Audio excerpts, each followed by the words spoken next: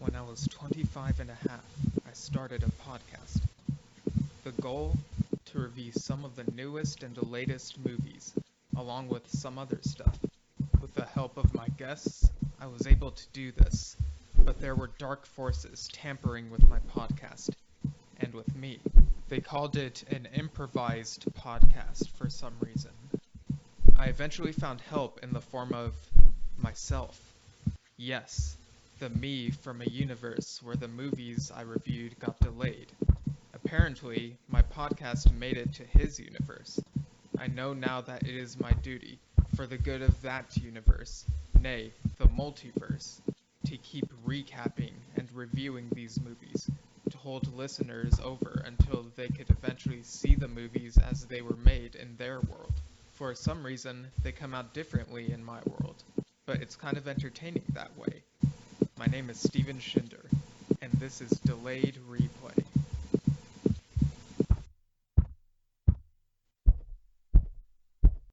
Hello, listeners. Welcome to another episode of Delayed Replay. I'm your host, as always, Steven Shinder, and this time we're talking about yet another Kingsman movie. That's right, it's the third of the Eggsy movies, so in the present timeline, and it's called Kingsman: The Blue Blood. And joining me again, a couple people who were on that The Kingsman episode and who have been on other recent episodes. So first up, we have Greg. How are you, sir? I'm doing quite well, sir. Thank you very much. Yeah, same. And also from Sci-Fi and Horror Society, like we all chat in that, it is Ted, who also has his YouTube channels, Get Back the Great and Ted's Booze Cellar. What's up with you? I'm doing all right, thanks. I've sort of just been sort of going back and forth with the NHS about sort of the fact that I've got sort of slight itch in my armpits, but basically I just have to like get a hairdryer and deodorant for when I leave the shower now. It's apparently like a really common thing at guys my age. Are you sure you're not rabid? Like from the movie Rabid? No, I mean, let's face it, we just apply that to your gaseous behind, really, let's be honest. But have you not seen the film Rabid? No, I have, but I just wanted to turn it on you because. But no, generally speaking, overall, I'm doing all right. I just uploaded an episode today on Ted's Booze Cellar about a very strange beer that's a cross between a session IPA and a Belgian wit beer. Oh, nice. Yeah, I'll link that video in the show notes so people can click on it. We've already talked about our experiences with the Kingsman film series, I think. So I guess we could just get into it. So, of course, this is the end of the trilogy that's basically about Eggsy and Harry Hart's relationship and, like, the missions that, like, have been going on with them. And so, yeah, what'd you think of this movie as, like, a culmination of that whole relationship? It felt like... you know what? It was obviously it's very, very different, but it felt like a kind of similar relation to the other films as, like, say, Toy Story 3, where it's not as like visually encapsulating or like gripping as like the first two films. But that being said, it's still like a really nice narrative, like cap off to the whole franchise and the whole sort of trilogy. And you feel like, oh, okay, that was. I wish there was more, but I'm satisfied that that's what it is. And then, like, I mean, my only hope is like they keep it at this, because this was a good way to cap everything off, and they don't do what they actually did with the Toy Story series, where they keep it going for way too long, and it just kind of gets moldy. Yes, I'm waiting for Toy Story 5 to come out. Oh, God. I mean, we've talked about this off air, but I loved Toy Story 4 and how it ended Woody's story, even though it is my least favorite of the Toy Story movies. But yeah, I do feel like this was a nice way to cap off that, like, Eggsy and Harry storyline. But yeah, so we open up with this action sequence. It's very much a cold open, and it involves a glacier. So obviously me being like the pun person, I was like really into this sequence. But what'd you guys think of this sequence? Start with Greg. Like, what'd you think of this? I liked how they were surfing the snow. It was very interesting. Oh yeah, like snowboarding. It was you could call it that. But yeah, like they were using an actual surfboard as like a Yeah. snowboard, like Yeah, exactly. like the enemy agents. Yeah, it's basically like James Bond, but they got rid of the skis because they thought it was too old at this point. Yeah. What about you, Ted? What did you think of this cold open? I think it was interesting. It certainly had sort of like a humorous edge to it, and I was kind of worrying throughout that they'd kind of go into that sort of like oversaturated recent Marvel movie, Joss Whedon kind of like comedy where it's just like too quirky for its own good, but they kept it just within the realms of like the kind of humor that they've had throughout the franchise, where it's like a bit tongue-in-cheek, but it's still within like a serious overtone. So it wasn't like anything too far out of the ordinary or challenging for what we'd already seen in the franchise, but it did feel pretty suitable for like a Kingsman film. So it was a nice way to just sort of gently ease returning viewers back into the series, because it'd obviously been a while since the last film came out. Yeah, and I totally agree about the humor thing. Like, as much as I enjoy the MCU movies, I do agree that like ever since like Joss Whedon's first Avengers movie, that's when like the whole like oversaturation of quippiness started, and it's seeped into a bunch of the other movies, which can get annoying at times. Well, that's the thing. I haven't really liked any of the MCU films since probably. I've liked a couple since 2014, but not most of them I haven't really liked. However, it's also a matter of personal taste, I suppose. But the one thing I think everyone has to agree is like the quippiness and kind of quirky comedy kind of gets a bit dry after a while. To the point where it's like sometimes a bit inappropriate. And I was kind of dreading that happening here, because it just had a vibe of like one of those films. And I was like, please no. But then they actually kept it quite surprisingly grounded, actually. And so it actually felt quite in tune with the rest of the series it was in.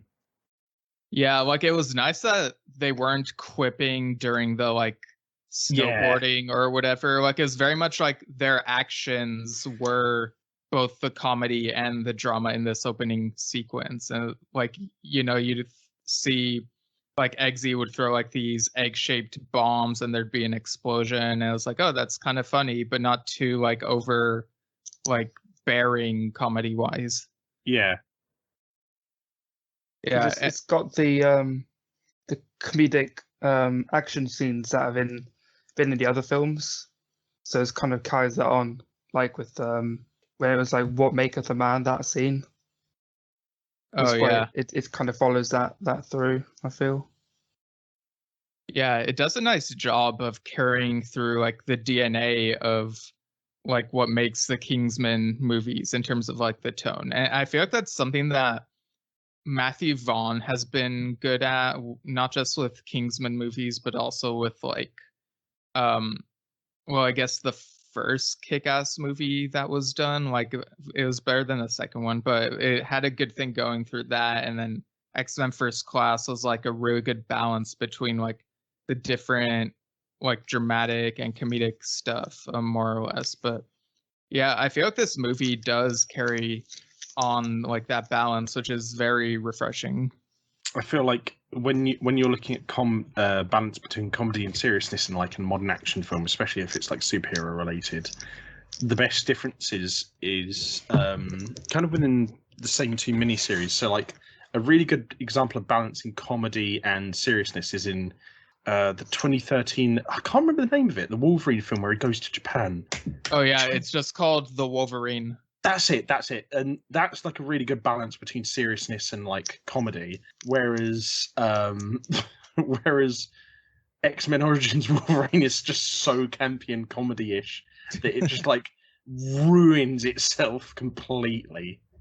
Yeah, I feel like it's unintentionally campy, like, and it's just like overall just bad. Like it's pretty much just there so that the later films could like make fun of it and whatever. And so yeah, like I was When I saw the like, Wolverine in the cinema, and I was like very happy that it was an improvement. yeah, it's like a complete 180 in terms of quality.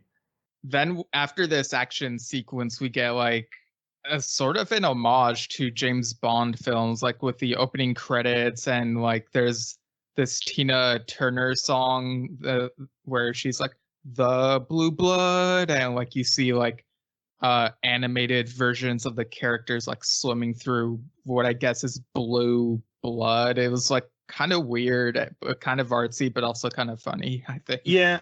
I mean, the thing is, though, a lot of old James, even some of the modern James Bond intros are like very much like that, though. Anyway, so it's not considering that at least part of the inspiration for the Kingsman films was taken from James Bond. It's not too far out of left field, but it was a bit strange. It was an odd stylistic choice, but I think it kind of worked.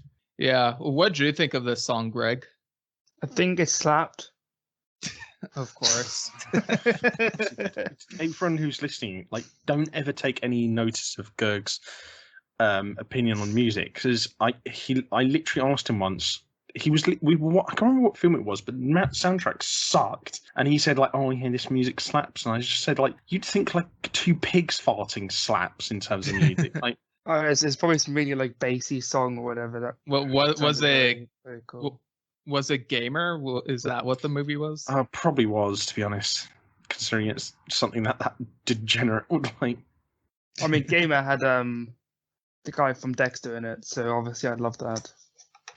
I mean, he's a fine actor, but the movie overall was just a mess. Like it's one of the worst movies I've ever seen. It honestly gave me a headache. Yeah, it was like I've gone on record saying before that one of my least favorite mainstream movies is Star Wars Episode 8, but I will give it credit that I could at least watch it and not feel ill, because it was at least like followable in terms of like the editing, whereas like I think Gamer genuinely might be one of the probably the worst edited mainstream big budget AAA film I've ever seen. It's actually impressively bad. Yeah, no. Sorry. Yeah, also Resident Evil, the final chapter, we talked about, was pretty bad. Yeah, that was pretty awful. But the thing is, with that, it was more so in regards to the writing and writing and direction, I think. Whereas, like Gamer, writing and direction was pretty bad, but like the worst part was definitely the editing and also the camera movements and stuff. Yeah, but in Resident Evil Final Chapter, the worst part of that was easily the writing. Nonsensical. Yeah, well, thankfully it's over. Like, it's that Frodo meme with like Mount Doom erupting behind it. It's over. It's finally over. But yeah, I enjoyed this song. Like, I'm not super familiar with Tina Turner's discography, but I've probably heard hits here and there, and like, yeah, she has a good singing voice in this. Like, it's pretty great, like for someone who's like been in the music world for like a really long time. Like, I was impressed. Yeah, no, she's been around since like the late 70s. Like, she's a really big deal. I don't think I remembered much of her stuff. Like, probably if I heard it, I'd probably go, "Oh, I know that song," but wouldn't attribute it to her specifically. I just Googled like Tina Turner songs, and these song titles don't sound familiar to me. Maybe We Don't Need Another Hero, unless I'm mistaking that for a different song. That one's one of the main songs from the soundtrack of Mad Max 3. Yeah, like I've definitely seen Mad Max 3, but I don't remember the soundtrack too well. It's been like years. Maybe Or, like, thinking of 6 I Need a years. Hero. It's a curious case of a film. Yeah, Mad Max probably. 3. It's a curious Need a case of a film, Hero. Mad Max 3, because it's actually like a genuinely enjoyable film, but there is definitely a lot to criticize about it, but it's also at the same time still one of the most overhated films out there. It's a funny old case. Yeah, I get why it's hated, but when I was going through those films, I found it more engaging and watchable than the first two, because like I felt like the pacing improved, at least for me anyway. I wouldn't go that far, but I can definitely agree with you on the basic principle of that. And it's like that's also kind of how I feel about the Kingsman films so far, because they are definitely a lot more campier than I think people realise, but at the same time, they are definitely engaging on a basic level, and they are at least consistent on a basic logical level to be like not just entertaining, but also like intelligently consistent. It really walks that fine line because we have films that are obviously parodies of the spy genre and James Bond and all that, like I was about to say the Mr. Bean movies, but it's actually the Johnny English movies and like Austin Powers, whereas Kingsman feels more serious but still homage, like without being too parody, if that makes sense. Yeah, no, I see what you mean. And you could also talk about the Spy Kids, I guess. Which was beyond insane towards the end.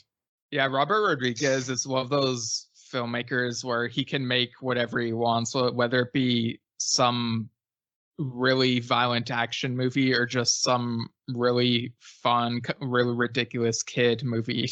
He's kind of like to directors what I'd say Jeremy Irons is to acting, because Jeremy Irons is an incredible actor and Robert Rodriguez is a fantastic director with a great sense of like intelligence and creativity. And they've both made more good stuff than bad, I'd say. But at the same time, the both of them have also participated in some real steaming cack. Yeah. I saw his Mexico trilogy quite recently. And like, I loved El Mariachi. That was such a good movie. But then like, you could see how, as he's gained more, I guess, notoriety in the scene, that he gets more budget, he can use more CGI, and it becomes more ass. Like Desperado was good, but then Once Upon a Time in Mexico was after he's done 3 Spy Kid movies. So at this point, he's like, I don't give a shit. Let's just make this the weirdest crap I've ever made. And then it's just like slow moving Antonio Banderas and like the weirdest action sequences you'll ever see. Just too many explosions. It's just stop. Yeah, I kind of compare that to the Evil Dead trilogy, where like the first movie you can see it's clearly low budget, but there's still charm to it. And then by the time you get to the third movie, Army of Darkness, it feels too big budget and clean and sanitized. Like it's obviously a Universal movie, and like it doesn't feel enough like the first 2 movies to me. Like it does have its funny moments, but it just doesn't feel quite the same as the first 2, which like even the first 2 have kind of different tones. Like first one was more horror, second one was horror comedy / action tropey type of movie. Is really fun, and then the third one is like more comedic, less horror, with some medieval fantasy elements here and there. So yeah, there are definitely some trilogies that go through a weird evolution like that. But with Kingsman, I feel like the trilogy is pretty consistent, like visually and tonally for the most part. Yeah, he definitely knows what he wants out of his movies. Like he's not like trying to stretch budget or anything. He just gets to make what he wants.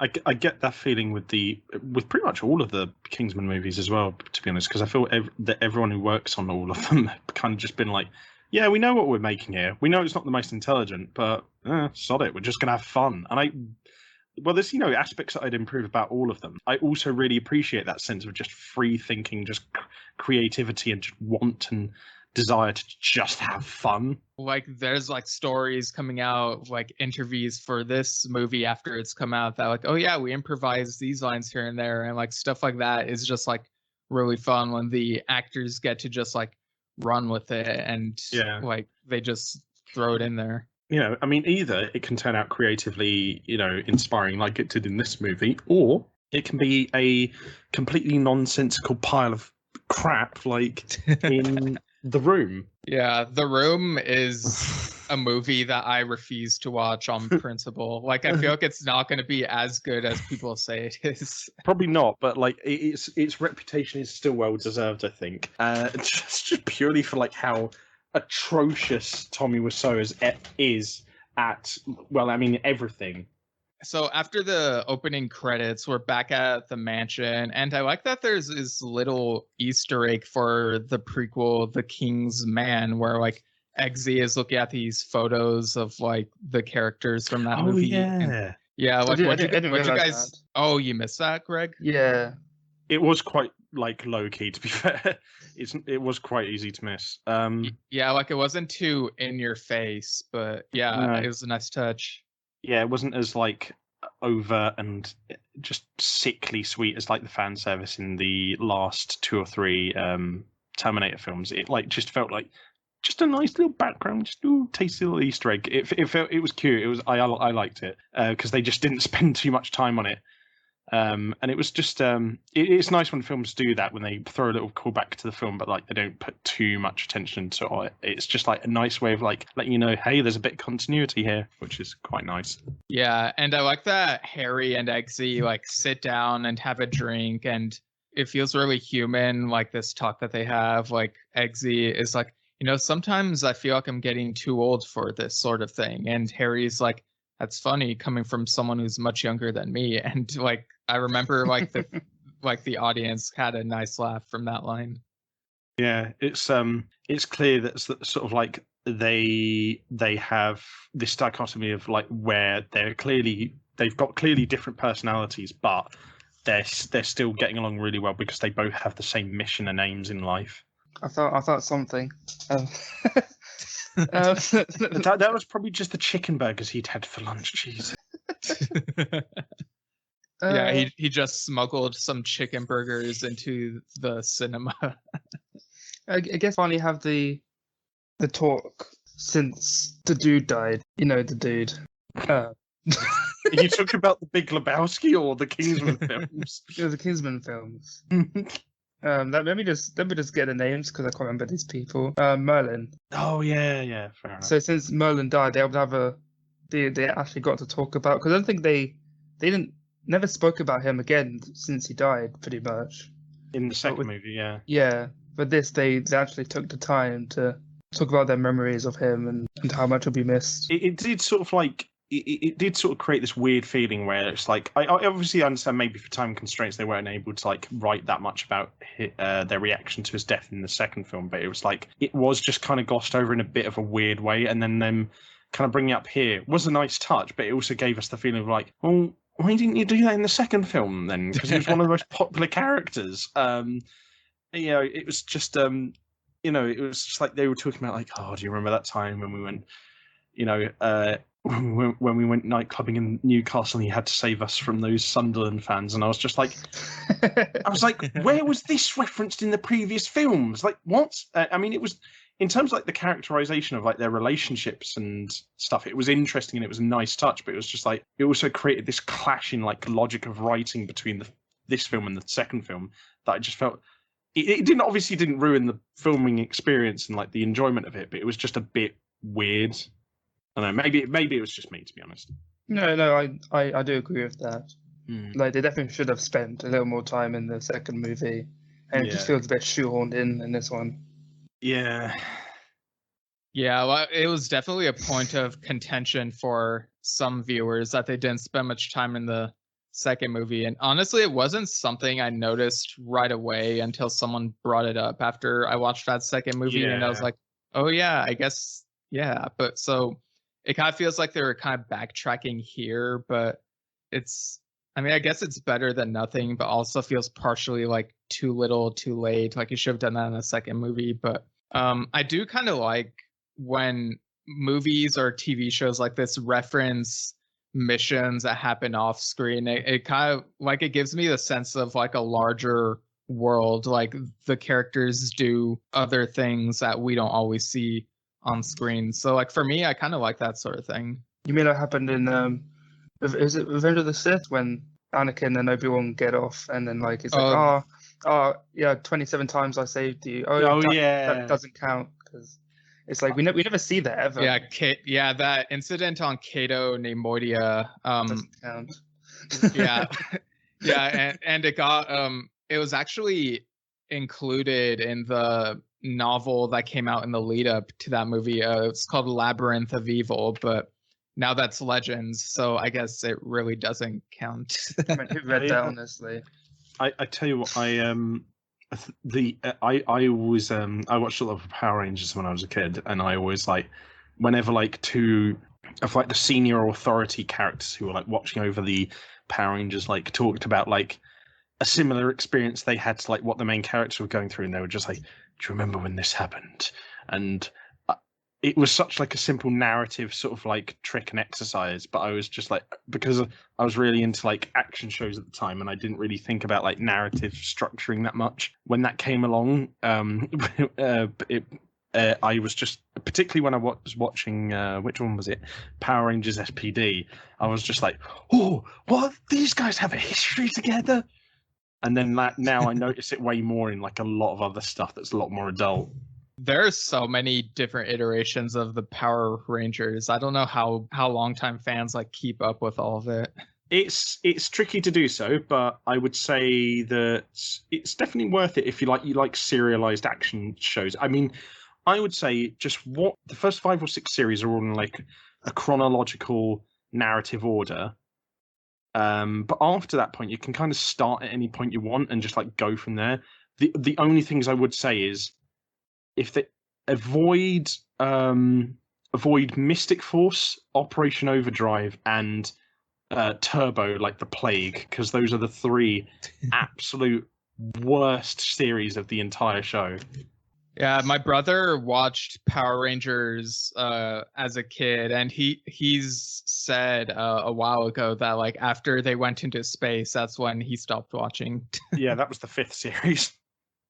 Actually, wait, that might have been the 6th series. Yeah, that was Power Rangers in Space, which was actually one of the most popular series. And I'm not gonna lie, there have definitely been some that have like been below par, bang average, or just outright bad since then. But I'd say most of them are like, yeah, it's serviceable and enjoyable, like cheeseburger entertainment shows. You know, kind of like the first 2 Kingsman films. Steve, Ted does love his cheeseburger films. I'm actually making chicken cheeseburgers tonight. Nice. Yeah, I need to go eat something once we're finished with this, but yeah, I'll figure that out. But yeah, so getting back to Kingsman, we get introduced to the villain of this movie, who's played by Dwayne "The Rock" Johnson. So what did you guys think of this villain and his motivations? He's I don't know, it's kind of weird. I kind of buy his villainy more than the villains of the previous 2 films. I mean, the previous 2 Eggsy films, I mean. But that being said, I would say he's probably the most underwhelming part of the film, because it's just like, not because his acting is particularly bad, but like when Dwayne "The Rock" Johnson is in the film, he's not playing a character, he's just playing Dwayne "The Rock" Johnson. Like, you can kind of tell it's just him saying some WWE one-liners, and then I was just like half expecting to drop a people's elbow on Eggsy. I just don't really see Dwayne "The Rock" Johnson as being a villain figure, because like, he always portrays himself as like the good guy. Like I haven't seen Scorpion King, and I probably will try and stay away from that as the plague. Yeah, I mean, in Scorpion King, he's the hero in that, but when he first appears as the Scorpion King in The Mummy Returns, it's really terrible CGI. It's so bad. Like, I see, when I think of Dwayne "The Rock" Johnson, the film that comes to mind, sadly, is Tooth Fairy.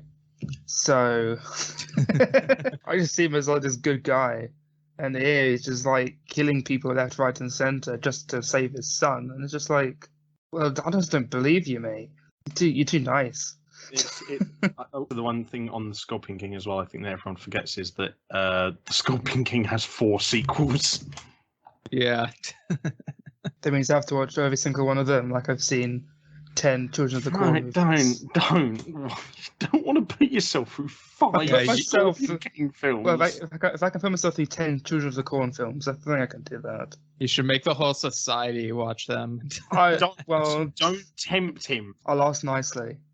You f***ers better watch this Tame it. Scorpion King films. I mean, I haven't seen The Mummies either, so it's like I'm starting in the wrong place. Yeah. So I watched the Scorpion King films first, and then I watched Mummy.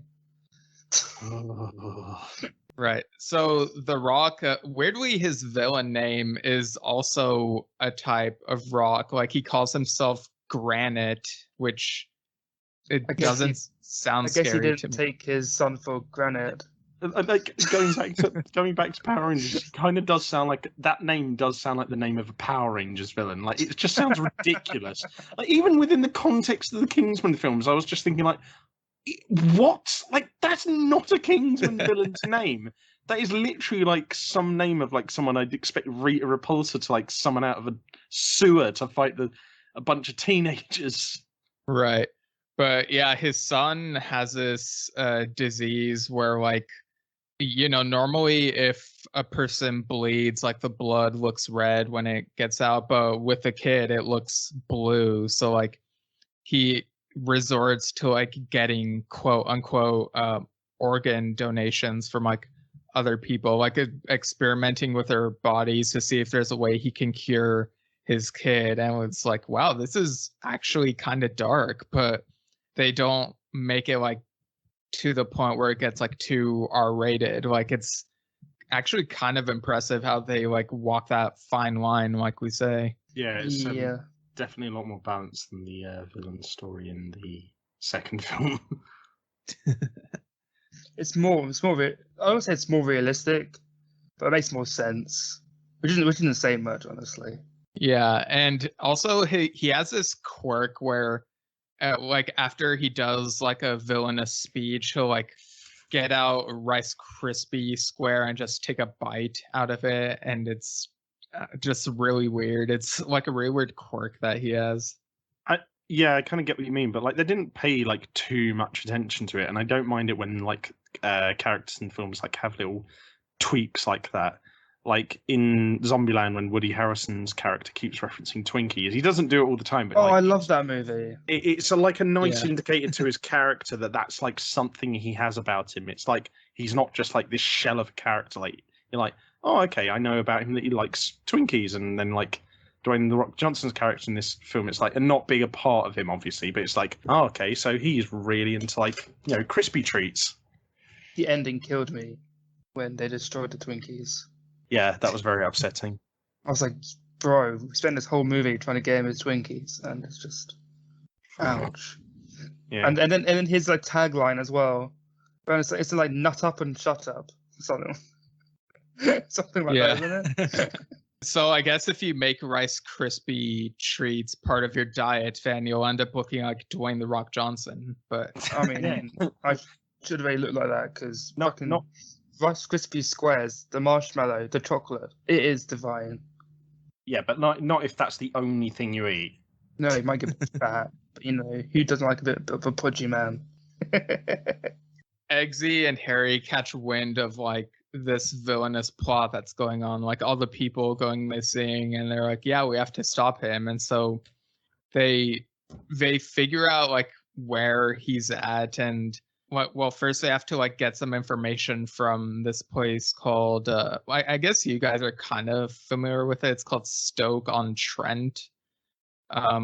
Like they go there to question people. What did you guys think of this sequence? I like how they went to the chippy, like whilst they're busy trying to catch this guy. It's quite down to earth part of the movie. Like, you always got to have a chippy. It was quite down to earth until they took out his main like bodyguard by like blowing him away with a cigarette that was just a shotgun that was disguised as a cigarette. I was like Kirk said, I thought like the whole sequence was like pretty grounded until that came along, and I was like, wait, what? and then I was just like, oh yeah, I am actually watching a Kingsman film. Fair enough. Yeah, that shotgun cigarette was hilarious. Just like it was very tongue in cheek. Didn't really help either that they got a batter sausage as well, which turned out to be a lightsaber. That was a bit far. Yeah, that was kind of weird. Yeah, it's like you peel it open and it's like a laser sword dagger type of thing. I guess because like it was 20th Century Fox and now owned by Disney, like they could do it like easily. But yeah, I don't know. I'd just be a bit freaked out if I went to the fish and chip place and I got either like a Savoy or a battered sausage and I can like chop my mouth open with a lightsaber. Like I would be a bit upset. Yeah, you just bite into it and your jaw falls. And you're just like, oh, what the hell? You just become Malak, and you just have to like Yeah, pretty much. you gotta like get a metal jaw. My sauces. I guess you could say it was jaw dropping. Shut the up.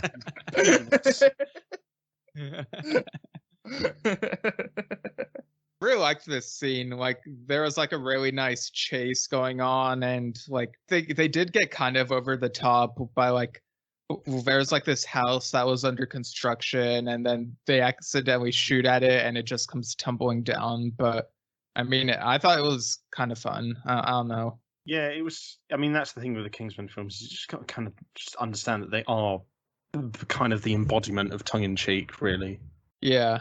And so they figure out where to find like Granite's base, which is in this jungle, like over in, I guess it's like in Africa or something. I didn't catch like what country it was, but yeah, they go to this jungle and they're like trying to find the base, you know, as you do. And they run into like some of his henchmen who are apparently like some crack addicts. What'd you guys think of how this played out? It was odd. Like, I know there's been references to like the drug trade in like the second film, and I know this whole franchise has got its habit of like mixing like tongue-in-cheek sort of comedy with like slight sort of dark overtones, which is fine just so long as you do it in a balanced way. And all the films in the series have done that very well. But here, it was like the first time in the series where I was just like, it was a bit jarring, and I was just like, because like, it was just like kind of tongue-in-cheek kooky action, and then it was just like genuine like crack addicts and like really disheveled-looking people. And I was like, it was just a bit out of left field for me. But the actual like writing and tension within that scene was actually like really enjoyable. It was actually a really well-written scene. It's just like the tonal shift was a bit of a punch in the face.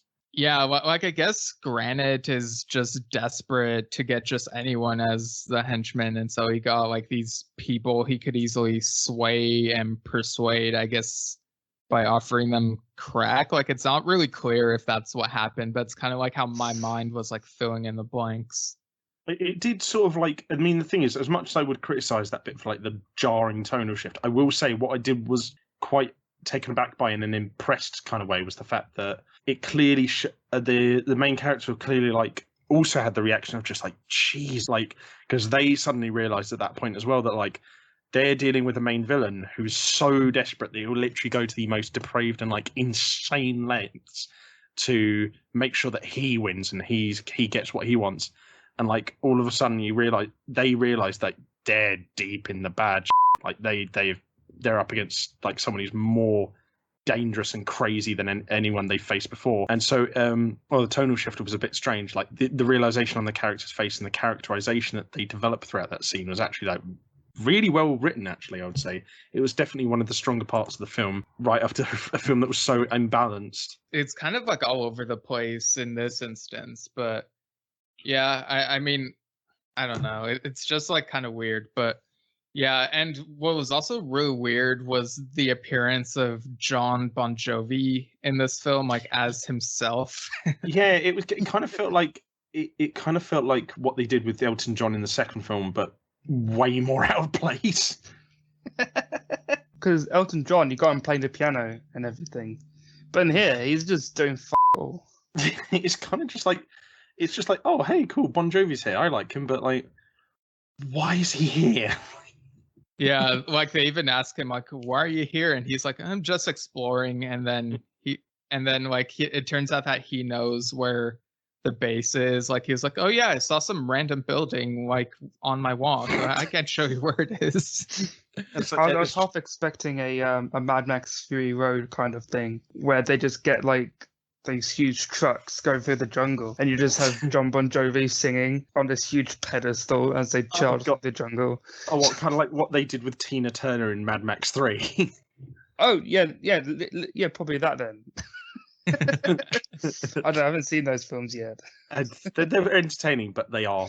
I mean, the first two Mad Max films are very like serious, and so is the fourth one. But the third film is bonkers. Like it's really mad.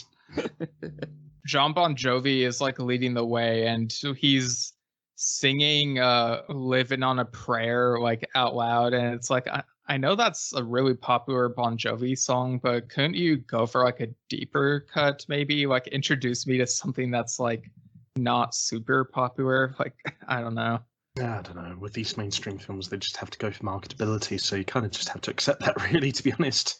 Yeah, like when they were halfway there, he was like, "Whoa, we're halfway there. Whoa, living on a prayer." John Bon Jovi should have actually played what's the other one? Don't Give Love.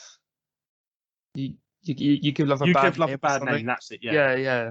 You should have done that song instead, because it would definitely took place a bit more further along than halfway.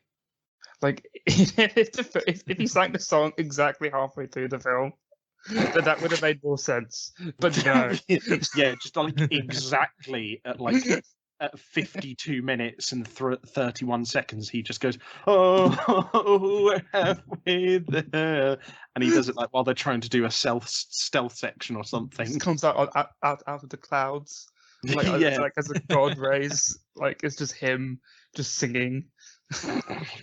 Yeah, like when God appears in Monty Python and the Holy That's exactly what I was thinking of. Yeah. So they get to the base, and then Granite is like, "Kingsman, the blue blood is gonna be cured with or without your help." And it's like, okay, title drop, roll credits, I guess. But yeah, what'd you guys think of like this confrontation and like all this fighting at the base? It felt like a good throwback to the first film. So I mean, but it was like different enough in like theming, because like it was a little bit more serious in that they realized that the villain they were fighting was a lot more insane and like desperate. So like, yeah, it felt like a good throwback to the previous two Eggsy films, but like with enough difference to make itself still feel entertaining. Yeah, like you definitely have those shades of over the topness. Like I remember when watching that first Kingsman movie, I was really impressed by like the exploding heads and just how amazing that was, like, and how colorful it was. But yeah, like you get like these well choreographed fight sequences, like these henchmen are like doing flips and stuff, and Eggsy's like he has this look on his face where it's like, I don't know if I can take them, and Harry's like not sure either, and it's just like, yeah, there's like a lot going on here. What did you think of this sequence, Greg? I liked how when they were overwhelmed, they hid behind the corner, and then Harry was like, "Oh, we need to call on our brethren," because if you remember in the second movie, they had Channing Tatum as part of like the American one. Yeah, the statesman. So like they had like all these other So you had like Africa Man, which was amazing, and then you had like Russian Man. I can't remember what they're called. Russian Man. There's something better than that. USSR Man. So non-descriptive, just like, who the hell are you talking about? Even though the USSR is gone. When he shows up, you hear the Beatles song "Back in the USSR."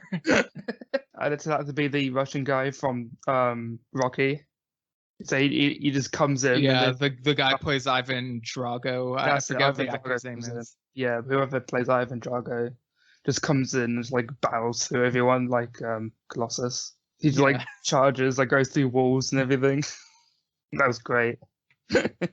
Yeah, it felt very much like Spy Kids 3D when like Junie is like, "Call in everyone," and like all of the characters that they know show up and help. Yeah, except that was just like cheesy to the point of just groaning in pain. Because it just like the moment when that guy came down on the parasol and he's like, "Did somebody ring the dinkster?" And I'm just like, Yeah, it became such a meme around the time of Avengers Endgame when they used like the background of Endgame, and it's like calling everyone, shows all those characters. And then they had like the slow walk, like from Kill Bill as the song plays. So they just walk all of them in a line, and they just like all there, and they have like start rubbing off their shoulders. Oh, do you mean Reservoir Dogs? Sure, it's one of his movies. Yeah, all Tarantino movies are the same. Yeah. That's not what I was trying to get at, but okay. Okay, if they take the music from Kill Bill and the slow walking of Reservoir Dogs, there we go. Yeah, and then eventually Eggsy gets in this one-on-one confrontation with Granite. It's like, oh shoot, Granite's like really punching him in the face, and it looks like it hurts. Yeah, I mean, to be fair, I mean, we take the mick, but like, it is Dwayne the Rock Johnson. Like, he's going to beat you up. Yeah, like I was not expecting him to take his shirt off like he's back in the WWE world, but I mean, yeah, he did it, and it was like Eggsy was like, "Oh, I'm going down, I guess." Like, there's I'm beating this guy. I did like the little Star Wars joke they added there as Eggsy was running up towards Granite. The Rock goes, "Welcome to Exegol." Oh, no. Yeah, that joke was amazing. Like, I was like, wow, they actually went there. They actually went there. Because it had little Eggsys on the side. You had like fried Eggsy. You had poached Eggsy. Yeah. And then Harry comes up to help, and he's like, things are about to get hairy, and he like tries hitting the Rock and then hurts his own knuckles. And, like... And then the Rock becomes a boulder, like a literal CGI boulder. He's rolling over everyone. Yeah, like he injects himself with this serum that like turns him into a boulder for a few seconds. It's really weird. It kind of took me out of it. It served its purpose. The Rock became a rock. Yeah, basically just Indiana Jonesing the place. Yeah, pretty much. Like they know about the kid, and like they're trying to figure out like what are we supposed to do, and then like it turns out that like while everyone's fighting, like John Bon Jovi is like testing out his own blood, and on the computers that they have, he's like, oh my gosh, I am the cure. And like basically like the fighting stops, and they like use John Bon Jovi's blood to like cure the kid, which I thought was like really cheesy and really out of left field. And I was like, I'm not sure how I feel about this. But what did you guys think? I really thought they should have played some of The Cure instead. Yeah. Like, this is The Cure, and then The Cure just come out and just... I know, I kind of like, I was still hyped up on the action scene, so like, I kind of wasn't paying that much attention to it at that point, because it was just like, it was so full of adrenaline that I wasn't paying much attention to the finer story beats. It's like how I felt last night after we watched Commando, and right after like the insane fight between John and Bennett in like the steam tunnel. Yeah, it sounds like I need to watch Commando, because like you guys gave it like high praise from the looks of it. It's not very intelligent, and objectively speaking, it's really stupid. But it's also like the most It's also like, I'd still say it's the most purest, and it's not my favorite Arnie film either, but it's the most purest distillation of like an 80s action film I can think of. Yeah, I mean that's pretty much what I expect. Like I expect it to be like, oh, I am 80s action movie, and it's yeah. I'm gonna be a little bit sexist. Lots of action, probably done a ton of steroids, look like a piece of beef, and just like punch an entire army until it dies. And fire bullets if you didn't have any, like, if you had a limited ammo. Yeah, and then even when he ran out of ammo, he just threw gardening equipment at them. Yeah, but speaking of beef, it was also kind of weird how, like, after all this, they just all have some steak together and just, like, I don't know. Like, what'd you guys think of this resolution and how it all, like, went down? It wasn't the worst sort of ending to an action film of like a long-standing series I've ever seen, but it was definitely like a bit rushed. I feel like we're gonna get like a better ending in like the like extended edition where it all makes sense. Because yeah, it was kind of stuck together, I felt. Yeah, and it was weird, like The Rock saying stuff about family, and it was like, well, I'm getting Fast and Furious flashbacks again. What were your guys' favorite action sequences throughout the film? I Honestly, probably the final confrontation between Eggsy and Granite, because it just felt like it was just such a sort of hair-raising, sort of nail-biting bit of just like, oh, he might actually die, and it was really close. But yeah, I'd say that one. I have to go with the battered sausage. The battered sausage scene really just got because of me. its sheer ridiculousness. Yeah. I kind of like when they were parachuting into Stoke-on-Trent, because it's like you don't really need to parachute into it, and then like they're like shooting at other like enemies who are also trying to parachute into it. Like it was just kind of like weird, and I guess maybe it was a callback to like the parachute stuff in the prequel and maybe some other stuff. But what I did quite like is just thinking that sort of like all the Americans like watching the film will just be like, where is Stoke-on-Trent? And then all the British people would be like, oh, they're going to Stoke. And then Dick and Dom just come out. Yeah. Yeah, just for some reason. Oh, let's go to the bungalow. Yeah, you Americans don't know about Dick and Dom in the bungalow. oh, is that like a comedy duo or? It's like a kids show Yeah. from like the early 2000s. It was great. It was kind of like a sketch talk show. They also showed cartoons. It was great. Okay, yeah, because the names sound very familiar. Like for some reason, I was thinking this is like a Disney Channel thing, but it doesn't look like it. No, it was on ITV. Yeah, it would have been on CRTV then, wouldn't it? I think. Yeah, it would have been, yeah. Because CRTV was the home of Howard Henry for me. Yeah, I don't know what any of that means. Howard, you don't know what Howard Henry is? No, I I don't. swear that would have transferred over at some point. Clearly, he doesn't have the same level of cultured tastes that we do. Yeah, like we like kids that are really angry at people. Like Dennis the Menace. We like anti-authority. We're bad dudes. Yeah, I mean, as a kid, I think I read a book series called Horrible Harry, which sounds kind of similar. It's so close to Horrible Histories, but Horrible Histories is insane. Yeah, there's like some things about like British TV that still surprises me. Like I didn't realize until recently that Bob the Builder was a British TV show, and that as a kid I was watching an American dub of it. It just like yeah, like that realization was just like, whoa. Wouldn't that be like dubbing over like the Queen's speech or something? Yeah.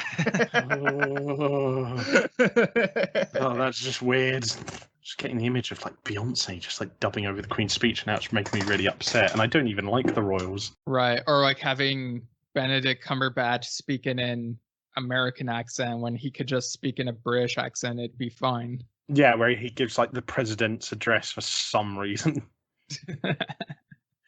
Yeah, that's like a thing with like Doctor Strange, where it's like I know that the character, I guess, is American, but like for the movies, they didn't really have to just like they could have just had Benedict Cumberbatch be himself, like in terms of his voice. But Yeah, because like being Yeah. American isn't actually like a major part of his character. It's kind of just a moot point. right, kind of like how like I'm not sure if Professor X was originally British in the comics, but it's like they just cast someone who looks like him in the form of Patrick Stewart, and the voice was great. It's like, yeah, just go along with that. Unless there's anything else you want to say, I guess we could go into final thoughts and scores out of 10. Does that sound good? Sounds good to me. Yeah. All right. So, Greg, what are your final thoughts and score out of 10 for Kingsman: The Blue Blood? I thought it was an alright end to the trilogy. Let's hope there's no more. Mm. Yeah. I mean, Yeah, it feels kind of conclusive because Eggsy is like, I might go on more adventures, but I feel like this one was the definitive, like, peak one. Like, it felt kind of meta. It was weird. I don't mind. I don't mind if they do like miniseries or like small, short cut-off cartoons where like, he's older and they follow him on in like slightly lower key adventures. Like that would be fine. But it's just like I feel like in terms of like mainstream movies, like I think this is the good cut-off point because it's just like it just feels like it's a good encompassed, and you don't need to do much more with it to make it feel more satisfying. Yeah. So, sorry, I feel like I cut off Greg. What was there anything else you were gonna say? Yeah, 'cause I wanted to say that like it felt like it finished his arc. Like you know how Luke had his arc from like A New Hope to Return of the Jedi. Like he Right. became a different person by the end of it. And I feel like the same thing happened to Eggsy. Like, he started off as some kid who didn't know what he was doing. Like, he was just eating crap takeaway in his house, in his flat. And then now he's some, like, secret agent who's quite successful. And he's probably going to take over the Kingsman at some point, I would assume. So, it completed his journey. And yeah, I think it was going in circles at this point. You're going in a golden circle. Yes, going in the golden circle.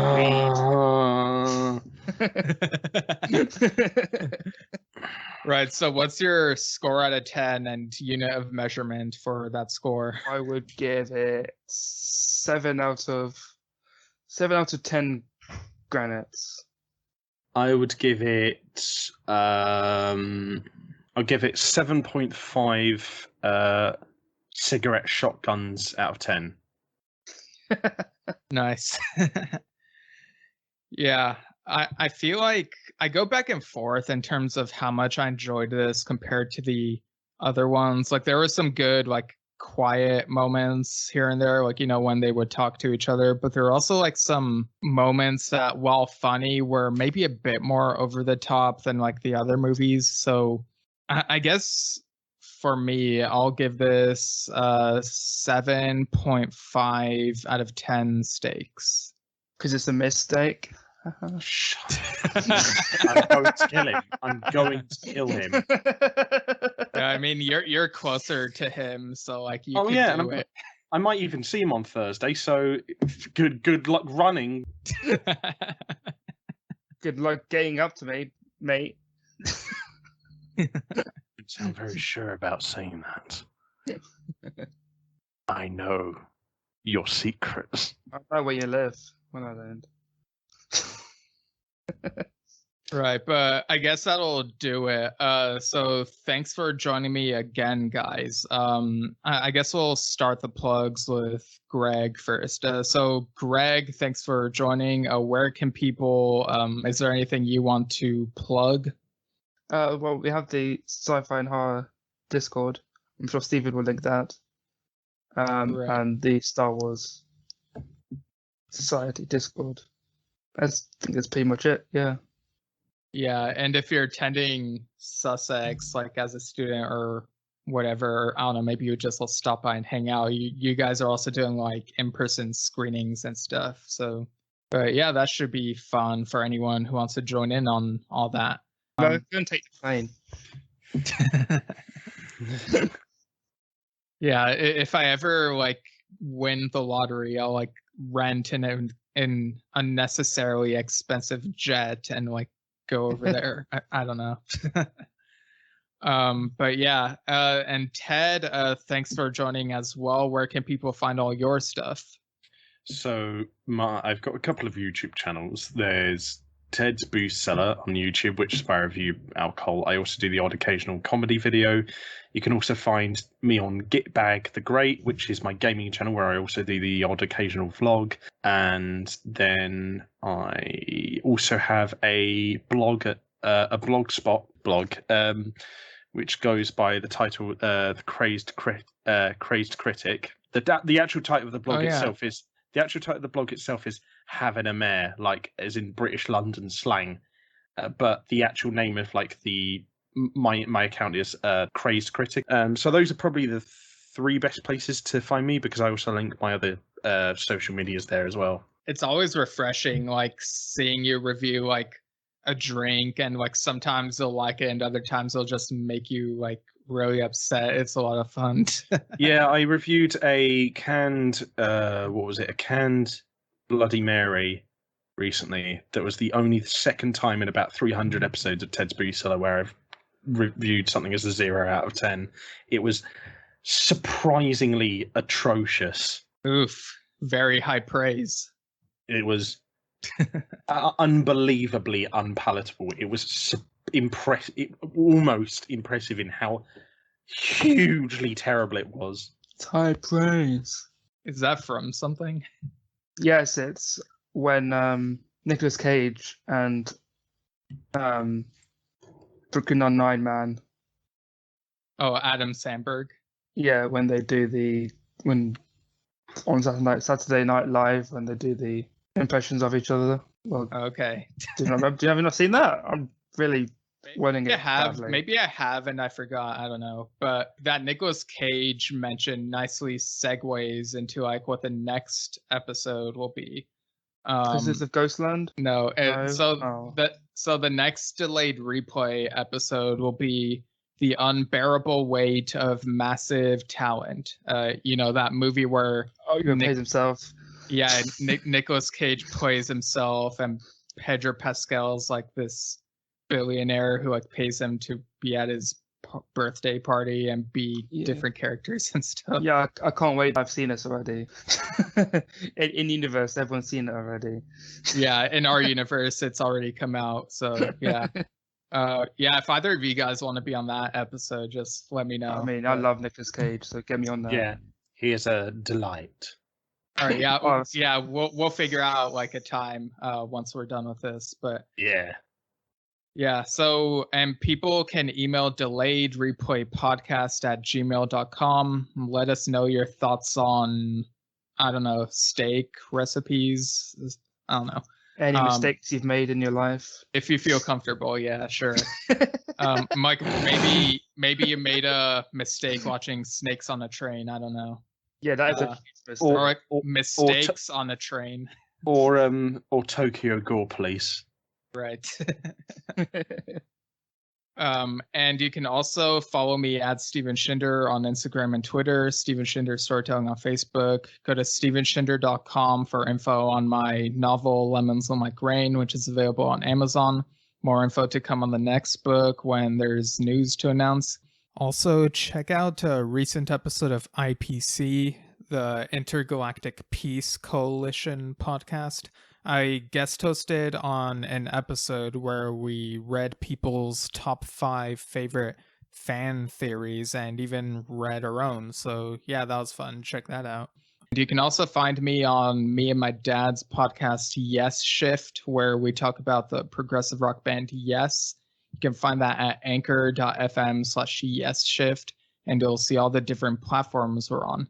And you can also find Delayed Replay on Anchor and see all the different platforms it's on. So yeah, I guess that'll do it. So thanks again, guys. And without further delay, have a good day. Don't die.